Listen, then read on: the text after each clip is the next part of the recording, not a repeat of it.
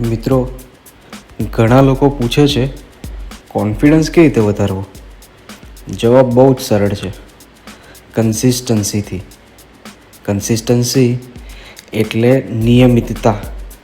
દરરોજ થોડું વાંચવું, દરરોજ 10 મિનિટ પ્રેક્ટિસ કરવી, દરરોજ એક નાનો સુધારો કરવો. જ્યારે આપણે રોજ એક જ કામ કરીએ પરંતુ ઈમાનદારીથી કરીએ છીએ, ત્યારે આપણે અંદરથી એક અવાજ આવે છે, હા, હું કરી શકું છું. કોન્ફિડન્સ કોઈ એક દિવસમાં નથી આવતો. તે નાના નાના પરંતુ સતત કરેલા પ્રયત્નોથી બને છે. એક દિવસ છોડશો તો ડાઉટ આવશે. 30 દિવસ સતત કરશો તો કોન્ફિડન્સ ઊભો થશે. મિત્રો, યાદ રાખીએ, ટેલેન્ટ આપણને શરૂઆત કરાવે છે, પણ કન્સિસ્ટન્સી આપણને વિશ્વાસ અપાવે છે.